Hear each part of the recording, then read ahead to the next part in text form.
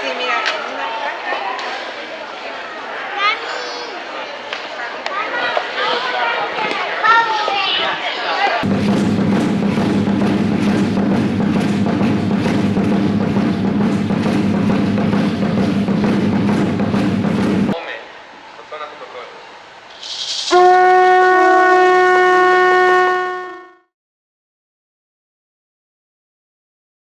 Long, draining week of litigation. Part of the week I actually couldn't hear the litigation because I was a witness. I had to testify, so I was stuck in the witness booth, a little old bitty room with some chairs in there. Although I had my compadres in there, you know, we talked through some things. Like I said, one of the biggest things that come out of it for me was how our community kind of really, you know, usurped kind of back together. Like there has been like some, you know, just a lot of people trying to find things out, and with a lot of this information coming out, people are really trusting each other again because we see what the city administration and police department, U.S. DOJ, military, we see what everybody else been doing with watching us.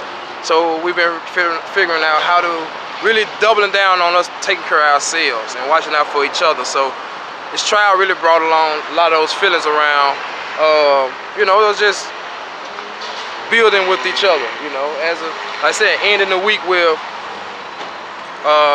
books and breakfast with Cool.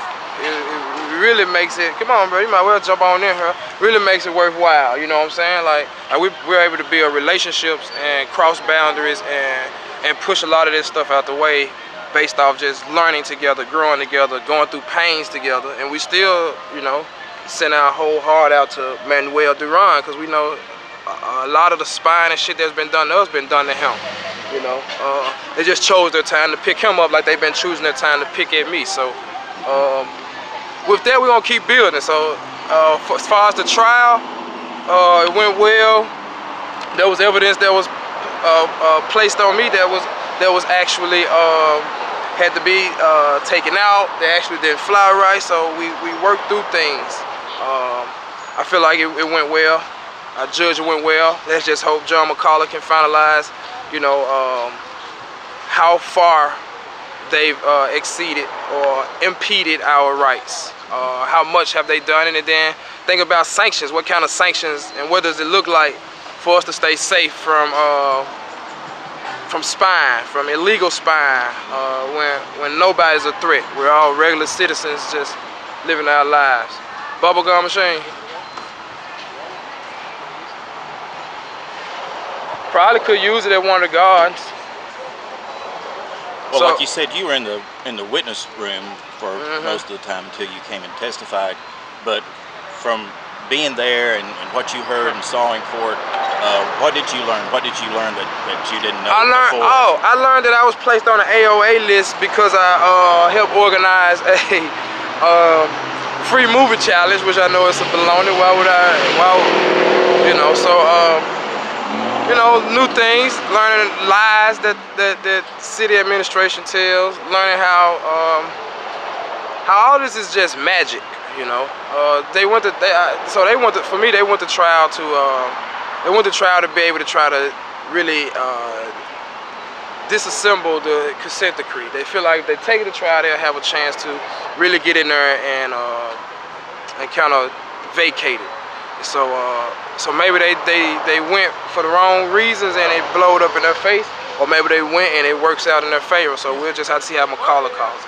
Actually, McCullough was quite friendly actually on the stand, and my lawyers told me that he wasn't like that. He said he was pretty tough, you know, on everybody from opening. So he was, you know, he asked me questions that made me feel like he really cared about what was going on with me, you know, and so. You know, the judge asked you questions? Oh yeah. Oh, he asked you questions directly? Like what, do you remember? Yeah, because I spoke about how this is affecting more than me, it's affecting my family. So he inquired about, you know, my family, like, you know, and he inquired about. What did you tell him about?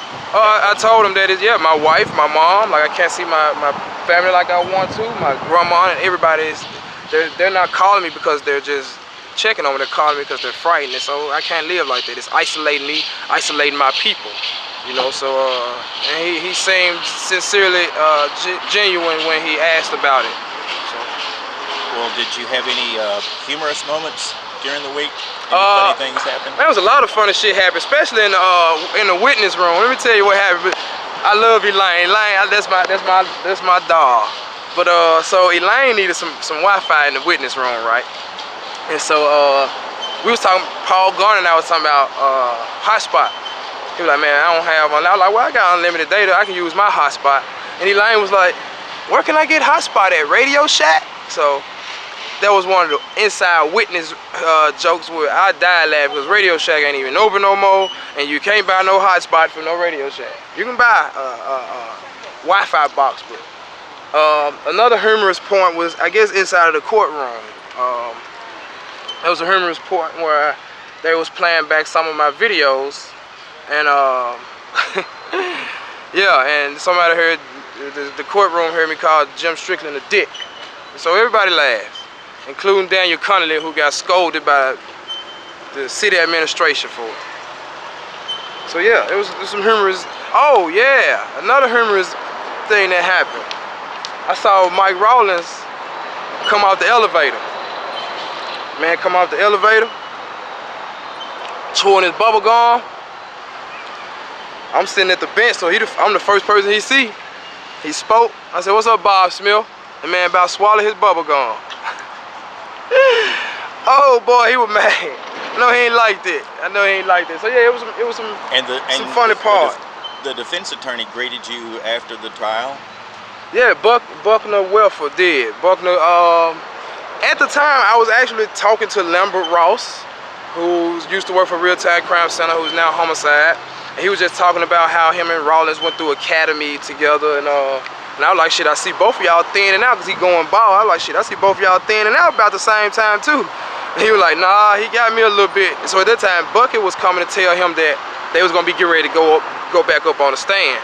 And I was like, what's up, Buck? And he was like Keedran. He was like, man, don't take it personal what happened in there yesterday, man. I really believe in what you're doing, and kept going. So my people, we all hit the corner, and I was like, shit, don't take it personal either, bro. And we started laughing, you know. So when he came up and shook your hand? Oh yeah, shook my hand, yeah, tapped me, you know that old friendly. For him, it's just a job type thing. That's pretty much how I took it. That's the context I got it. There you go.